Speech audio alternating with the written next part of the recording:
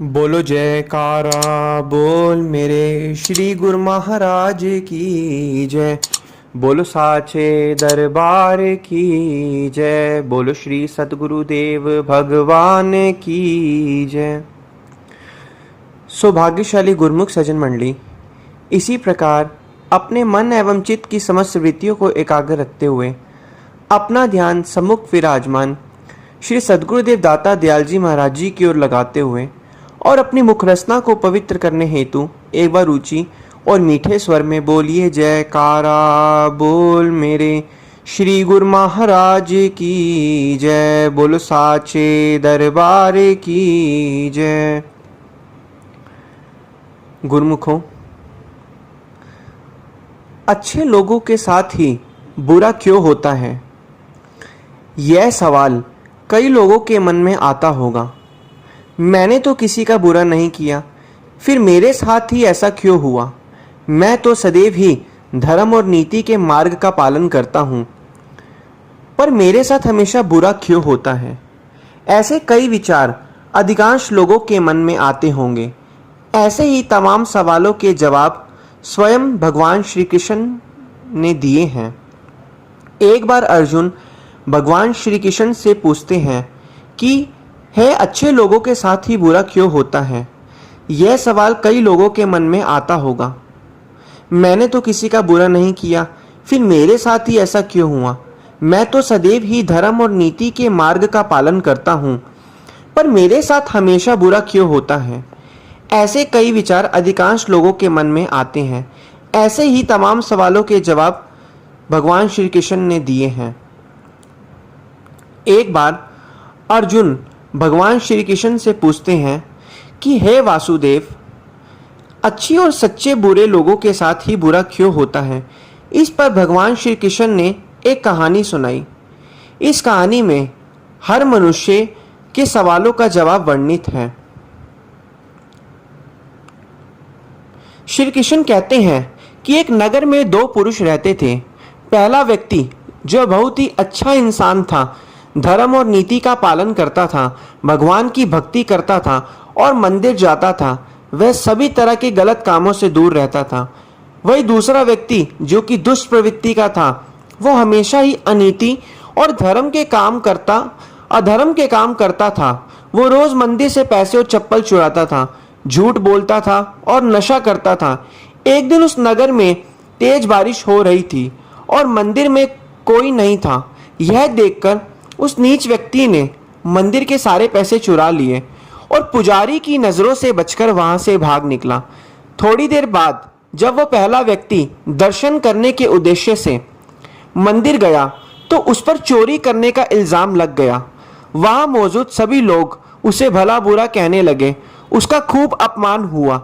जैसे तैसे करके वह व्यक्ति मंदिर से बाहर निकला और बाहर आते ही एक गाड़ी ने उसे टक्कर मार दी। वो व्यक्ति बुरी तरह से चोटिल हो गया। इसी वक्त मंदिर से दूसरे भागते समय उस दुष्ट व्यक्ति को एक नोटों से भरी पोटली हाथ लगी। इतना सारा धन देखकर वह दुष्ट व्यक्ति खुशी से पागल हो गया और बोला कि आज तो मजा ही आ गया। पहले मंदिर से इतना धन मिला और फिर इन नोटों से भरी पोटली। दुष्ट की यह बात सुनकर पहला व्यक्ति दंग रह गया। उसने घर जाते ही घर में मौजूद भगवान की सारी तस्वीरें निकाल दी और भगवान से नाराज होकर जीवन बिताने लगा। सालों बाद जब उन दोनों की मृत्यु हो गई और दोनों यमराज के सामने गए तो उस व्यापारी ने नाराज स्वयं स्वर में यमराज से प्रश्न किया कि मैं तो सदैव ही अच्छे कर्म करता था, जिसके बदले मुझे अपमान और दर्द मिला, और इस अधर्म करने वाले दुष्टों को नोटों से भरी पोटली आखिर क्यों। उसके सवाल पर यमराज बोले, जिस दिन तुम्हारे साथ दुर्घटना घटी थी वो तुम्हारी जिंदगी का आखिरी दिन था, लेकिन तुम्हारे अच्छे कर्मों की वजह से तुम्हारी मृत्यु एक छोटी सी चोट में बदल गई। वही इस दुष्ट को जीवन में राजयुग मिलने की संभावनाएं थी, लेकिन इसके बुरे कर्मों के चलते वो राजयोग एक छोटे से धन की पोटली में बदल गया। श्री कृष्ण कहते हैं कि भगवान हमें किस रूप में दे रहे हैं ये समझ पाना बेहद कठिन होता है। अगर आप अच्छे कर्म कर रहे हैं और बुरे कर्मों से दूर हैं तो भगवान निश्चित ही अपनी कृपा आप पर बनाए रखेंगे। जीवन में आने वाले दुखों और परेशानियों से कभी यह ना समझे कि भगवान हमारे साथ नहीं है। हो सकता है आपके साथ और भी बुरा होने का योग हो, लेकिन आपके कर्मों की वजह से आप उनसे बचे हुए हो।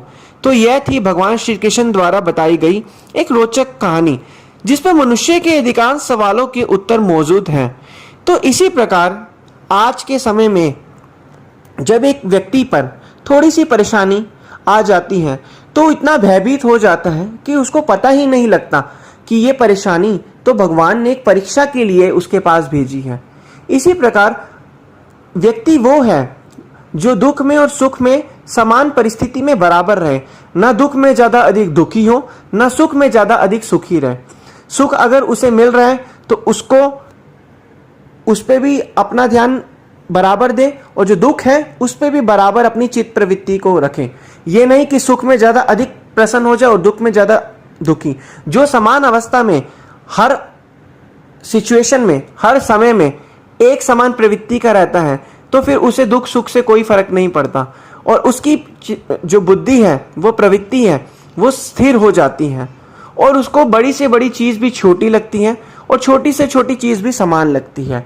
तो इसी प्रकार अब हमें करना क्या है, हमें सुख दुख की तरफ ध्यान ना देकर, सुख दुख तो भगवान के दिए हुए दो चीज़ें हैं, ये भगवान ही जानते हैं। हमें तो सिर्फ उनके द्वारा बताए गए नियमों का पालन करना है और भक्ति में आगे से आगे बढ़ना है। जिस प्रकार एक विद्यार्थी पढ़ाई पढ़ता है, कभी कभी परीक्षा में उसके कम अंक आते हैं और कभी कभी ज़्यादा अंक आते हैं। कम अंक आने पर वो यह कभी नहीं कहता कि अब मैं पढ़ूंगा नहीं।